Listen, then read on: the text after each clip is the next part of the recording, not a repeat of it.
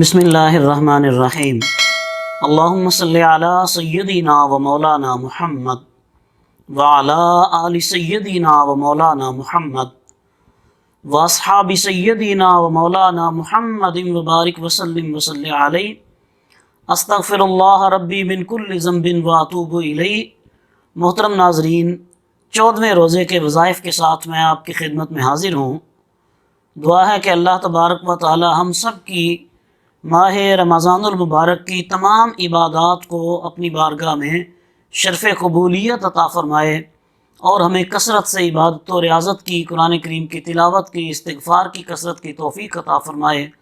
اور کریم آقا صلی اللہ علیہ وسلم کی بارگاہ میں کثرت سے درود و سلام کا نذرانہ پیش کرنے کی اللہ کریم ہم سب کو توفیق عطا فرمائے۔ تو آئیے ناظرین، آج کے وظائف کی طرف چلتے ہیں۔ فجر کی نماز کے بعد آپ نے اللہ تبارک و تعالیٰ کے 2 اسماء مبارکہ ہیں، یا اللہ یا علی، الا باللہ العلی العظیم اور وہو العلی العظیم میں یہ جو کلمات آئے ہیں العلی، یہ جو کلمہ مبارکہ ہے اسماء الحسنہ میں سے ہے، اللہ تبارک و تعالیٰ کا اسم کریم ہے۔ یہ آپ نے فجر کی نماز کے بعد 500 مرتبہ اس کا ورد کرنا ہے، یعنی آپ نے 5 تسبیحات پڑھنی ہیں صبح فجر کی نماز کے بعد، یا اللہ یا علی، یا اللہ یا علی۔ تو اس کا فائدہ یہ ہوگا کہ اللہ تبارک و تعالیٰ آپ کو عظیم رتبہ عطا فرمائے گا، عزت و کرامت کے تاج اللہ کریم آپ کو عطا فرمائے گا۔ آپ کے معاشرے میں، آپ کے اہل و عیال میں، اعزہ و اقربا میں سب لوگ آپ کی عزت کریں گے، سب لوگ آپ کے مرتبے کو پہچانیں گے، اور اللہ تبارک و تعالیٰ ان اسماء کریمہ کے ورد کرنے والے کے لیے زندگی کو کشادہ فرما دیتا ہے، اور بالخصوص معاشرے کے وہ طبقات جو پسے ہوئے ہیں، اگر وہ ان اسماء کریمہ کا ورد کریں گے تو اس کی برکت سے اللہ تبارک و تعالیٰ ان کو معاشرتی سطح پہ اعلیٰ مقام عطا فرمائے گا۔ نماز ظہر کے بعد آپ نے حدیث طیبہ سے ماخوذ دعا ہے، یہ آپ نے 41 مرتبہ پڑھنی ہے۔ اللہم اصلح لی دینی ووسع لی فی داری وبارک لی فی رزقی۔ اللہم اصلح لی دینی ووسع لی فی داری وبارک لی فی رزقی۔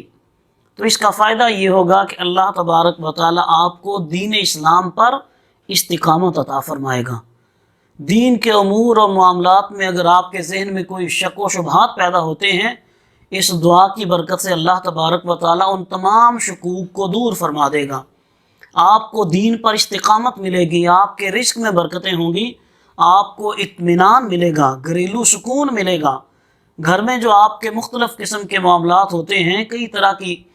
اذیت اور پریشانی کا باعث ہوتا ہے، انسان کام کاج کر کے واپس آتا ہے تو اس کو گھر میں سکون نہیں ملتا۔ تو اگر آپ یہ دعا پڑھیں گے تو اللہ تبارک و تعالیٰ اس کی برکت سے آپ کے گھر میں سکون اور اطمینان عطا فرمائے گا۔ آپ کے گھر میں جتنے لوگ ہوں گے سب کو سکون نصیب ہوگا۔ اور تیسرا فائدہ یہ ہوگا کہ آپ یہ سمجھتے ہیں کہ جتنے کھانے والے اتنے ہی کمانے والے ہیں۔ تو ناظرین، اس کی برکت یہ ہوگی کہ اگر ایک کمانے والا ہے، اللہ وہ سب کے لیے کافی کر دے گا۔ وبارک لی فی رزقی، اللہ تبارک و تعالیٰ رزق میں برکتیں پیدا فرما دے گا۔ تو آئیے، عصر کی نماز کے بعد آپ نے آیت کریمہ کا ورد کرنا ہے 25 مرتبہ، لا الہ الا انت سبحانک انی کنت من الظالمین۔ یہ وہ آیت کریمہ ہے کہ جس کو ہمارے ماں باپ نے ہمیں سکھایا ہے، ہمارے اساتذہ نے اس کا ہمیں درس دیا ہے، اور ہم نے اپنے گھروں کے ماحول میں، اپنے بزرگوں کے معمول میں یہ دیکھا ہے کہ جب بھی انہیں کسی مشکل مسئلے کا سامنا ہوتا تھا، کوئی بڑی مشکل آ جاتی تھی، تو اس کے لیے کیا کرتے تھے، اپنے اعزاء و اقربا کو اکٹھا کرتے اور سب کو بٹھا کر آیت کریمہ کا ورد کرتے تھے۔ اللہ تبارک و تعالیٰ اس کی برکت سے ہر مشکل کو دور فرما دیتا تھا اور آسانیاں پیدا فرما دیتا تھا۔ حدیث طیبہ جس کو حضرت امام ترمذی علیہ رحمہ نے، حضرت امام حاکم علیہ رحمہ نے اور حضرت امام احمد بن حنبل رحمہ اللہ، ان ائمہ محدثین نے اپنی اپنی کتب حدیث میں حدیث طیبہ کو نقل کیا کہ کریم آقا صلی اللہ علیہ وسلم ارشاد فرماتے ہیں، دعوت ذی النون اذا دعا وهو في بطن الحوت لا الہ الا انت سبحانک انی کنت من الظالمین، کہ جناب سیدنا یونس علیہ السلام کی دعا کہ جب آپ مچھلی کے پیٹ میں تھے تو میری امت میں سے جو بندہ اس دعا کو پڑھ کر جس مشکل میں دعا کرے گا، اللہ تبارک و تعالیٰ اس کی دعا کو قبول فرمائے گا اور مشکلات سے اس کو آسانی اور اللہ رب العزت اس کے لیے مہربانیاں فرمائے گا۔ دیکھا ناظرین، آپ نے اس کی برکات، اور یقیناً یہ ہمارے بزرگوں کا جو معمول تھا یہ انہی احادیث طیبات کی بنا پر تھا۔ یہ جو کریم آقا صلی اللہ علیہ وسلم نے ہمیں رہنمائی فرمائی ہے کہ مشکلات اور مصائب سے بچنے کے لیے آیت کریمہ کا ورد کیا کریں، اور اسی کی برکت سے جناب سیدنا یونس علیہ السلام مچھلی کے پیٹ سے باہر تشریف لائے تھے۔ تو اس کے بعد نماز مغرب کی نماز کے بعد آپ نے سورہ فاتحہ کی تلاوت کرنی ہے 40 مرتبہ۔ الحمدللہ رب العالمین الرحمن الرحیم مالک یوم الدین ایاک نعبد و ایاک نستعین اہدنا الصراط المستقیم صراط الذین انعمت علیہم غیر المغضوب علیہم ولا الضالین۔ یہ آپ نے 40 مرتبہ سورہ فاتحہ کی تلاوت کرنی ہے مغرب کی نماز کے بعد۔ کریم آقا صلی اللہ علیہ وسلم ارشاد فرماتے ہیں کہ موت کے علاوہ اس سورہ مبارکہ میں ہر بیماری کا علاج موجود ہے۔ اس کی برکت سے اللہ تبارک و تعالیٰ شفا عطا فرما دیتا ہے،